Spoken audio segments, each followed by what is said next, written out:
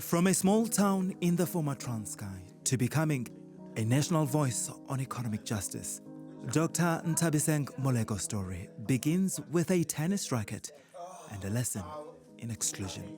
My name is Dr. Nabisen Molego. I'm the first South African woman to be conferred a PhD or a doctorate in the discipline of development finance. Growing up between the rural village of Kumbu and the classroom of Grahamstown, Molego began to understand that education was the true game changer. Our parents strongly believe in education, and it comes from the grandparents, their parents, but also it comes from having an understanding and appreciation of the doors that it opened for them. I do debating, I'm playing netball, I'm playing hockey, I'm participating in all, I loved sports, and I'm doing all extramural curricular activities. I get an opportunity to play the piano. I do Royal School's music exams. But the counterparts that I grew up with in Kumbu, they are still the same age as me, but at the same age as me, some of them get pregnant. By the time I was at varsity, others got HIV, they didn't make it. I began then to see that there is an issue around the socioeconomic disparities and the issue of access to infrastructure, access to schooling, access to opportunities that really differentiates the outcomes of one's life. But even in those early years, the fight was not just for education, it was for dignity. I used to play tennis and I was very good. I was in the top 4.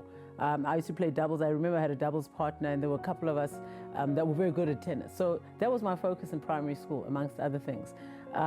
When I changed schools, it opened us up to, I would say, discrimination, because we were the first lot in 1994 to enter into these Model C or former Model Cs. And at the time, I was very good at tennis, I knew this, but I couldn't make it into the team. And the sad part was, I knew that I had the potential to be in the team, but I had also the excellence to be in the team. But the tennis coach, for some reason, said to me, and I remember this day, she said, go and hit the tennis ball against the wall. There were those balls where you play by yourself. And she didn't put me in the team. What it put in me was, I didn't understand, number one, why couldn't I play tennis? I was good enough, and I felt that this was an unfair injustice that was done to me. And I realized it's because of the color of my skin. It's this fire to correct imbalances that led her to the field of development finance. In South Africa, we have the 4 big banks, everyone knows. We have what we call institutional investors, that's the pension funds. We have investment bankers, that's all the multinationals that came in, particularly post-1994, the Chase, the JP Morgan, you know, all the different ones. Despite this, we have the issue and the conundrum of lack of access to capital for Black-owned SMEs. You may have an idea. You are somewhere in Polokwane, you are somewhere in Kumbu, you are somewhere in Ulundi, but no one is funding or financing that idea to be conceptualized, beyond conceptualization, to actualize the idea. You need capital. That's the reality. And so the development finance theories talk to the issue of capital with risk. Banks and all these other instruments that I've spoken about assess those who can repay, who have been tested, who have collateral. And so you measure the level of risk. You have all kind of matrix and models that do that. Then there is the portion of the population that these banks will not finance. It's not, they have no appetite. And even the models, whether it's Basel or any other that they make use of, the liquidity requirements, their debt and liability is constrained in terms of compliance. So who must finance the young man or the young woman who's from Kwamash, Umlaz? Who must finance if I'm from Kwakwa and I have never had the opportunity to start a business? Molego believes the solutions to our biggest challenges won't come without women at the table, especially in policy. I think in terms of policy development, they should go right at the forefront, right at the helm. Let's look at where the gaps are. Let's look at where the failure are. A lot of the time in South Africa, we say we have the best policies. How can you say you have the best policies when you see the outcomes that we see? We have the worst rape, we have the worst GBV, we have the highest inequality, and I'm not talking national, I'm talking globally. We have the frightening situation of genital mutilation happening to young children now. And this is a new phenomenon. So the question of policy, we cannot devoid outcomes from policy. If the outcomes are poor, it speaks to the issues on the development of policy and whether the tools that we employ, as well as implementation, are adequate for us to get the type of outcomes we need.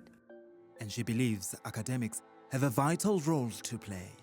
How much of that research from all those professors, all those business school outcomes, all those papers is finding expression in policy, in strategic plans of departments, in the running of institutions? We've got to now go beyond that to not just cite, but to make sure that those recommendations are implemented in our policies and our strategies. They are talked about when you're discussing how do we alleviate poverty, what must be done therefore. And I think that that linkage between the research that is done practically must find expression in institutional development and goals. From Limpopo to the coastlines of KwaZulu-Natal, Professor Hangani Hope Magirimisha Shepongu has always been curious about how the world is designed and why some cities thrive while others lag behind. I became the first black full professor in town regional planning. It's a signal that we have miles to cover. We have not been given opportunities like this, and I'm very fortunate to have been provided the platform to able to become a full professor in the university. Her love for geography as a schoolgirl turned into a mission to build cities that served everyone equally. I would watching the TV, the way Durban is planned is completely different with the way in which Limpopo, some of Polokwane, and I was always wondering why that is the case. Why is it that other cities look more well-planned, more beautiful, even the facade, and others are not? What is causing this? And then I realized later when I come to university that actually you can start, you can become a planner who can actually plan cities and design cities. I was like, oh, this is what I want to do. Because my fascination was how do we then make the space more equal? Working in KwaZulu-Natal, a province vulnerable to climate change, she sees how poor planning costs lives. KwaZulu-Natal is a very complicated province in terms of the landscape, right? So we need to put that up front to say we're not dealing with flat land. So the land around us is actually not flat, and not that we're advocating for flat land, because also that comes with its own consequences in terms of the gradient and how to direct water. And my advocate's position is to say, perhaps let's start preparing more and try to design resilient cities, which is something that we're able to. For her, it's about more than just maps. It's about leadership, accountability, and human dignity. We shouldn't be waiting for people to die. We shouldn't be waiting like what's happening also in Eastern Cape. We should prepare ourselves. We should channel resources into preparedness. So we are not doing that. And because of that, that's when we find that we continue having the incidents that we're having. We spend a lot of money on trying to fix what is broken during this disaster. Now, once the disaster hit and finished, what do we do after that? Nobody talks about what's happening. We disappeared. Everyone goes to their own space. We send condolences. Then the next disaster hit. And this is going to happen across the country.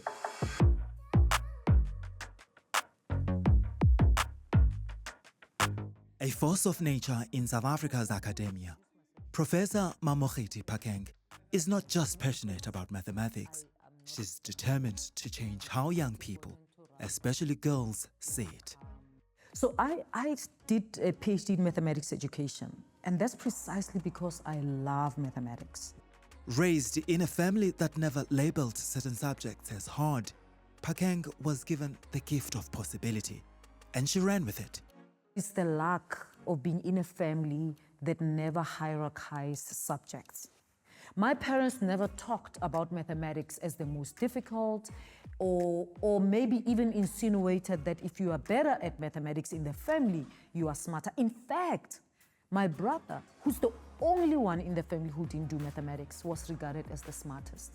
So it's luck, it's pure blessing to be in a family where you don't have a hierarchy of subjects, where you are told that you've got to be excellent in everything. She now travels the country, shifting how learners and adults think about maths. Young people should be given the secret. It's actually much easier than many subjects. And here's the thing, what you need is to get the big idea. Once you get the big idea, it applies the same way. Whether that big idea, you got it at grade 1, grade 5, grade 10, or grade 12, it's gonna apply throughout your journey of mathematics. But she's also pushing back on a culture that glorifies being bad at maths. Everyone feels comfortable telling us how bad they were at mathematics. And I am forever on a mission to stop people from doing that. Because here's the thing, you are smart, you're highly achieved, you're doing well, and you're owning up that you were bad at maths. You're not telling us how bad you were in geography. But maybe you were the worst. Do you know what I mean? It's like people think it is okay to say you are bad at maths, but not okay to say you were bad at Afrikaans or in isiXhosa. Do you know what I mean? So my rule is one. If you have nothing good to say about maths, don't say anything at all. We don't want to know. For Pakeng, academia offers something priceless: the freedom to question everything and rewrite the rules. As we celebrate Women's Month, my view is that we actually need more women in academia. When you bump into a problem and you want to pursue that problem or that question as a scholar, you bring your whole being into the problem. My lived experience, everything, even if I don't call it up, even if I bring in a theoretical framework that might come from the South or from the West or from the East, my lived experience colors it all, because the way I express it, the way I share it, the way I unpack it, and what fascinates me about the data is actually shaped by my lived experience. And so if we don't have women, you will have a limited view in academia. And her lived experience continues to shape her leadership style. I don't want a driver, I don't want a cook, I don't want security at my gate. For the what? Why waste that money when I can use it? I also said, by the way, I will not fly business class on university account. If I fly business class, I've either paid for it or the people who are inviting me pay for it. Never on UCT money. No. That's when I thought it was fees must fall time. It's crisis time. This office needs who I am as a Black African woman who grew up poor, who went to school in rural and townships. Not the Model C. I understand poverty. And so it is upon me to make the right decisions. 3 women, different journeys, one powerful message. There's no ceiling too high when you believe. Persist and lead with purpose.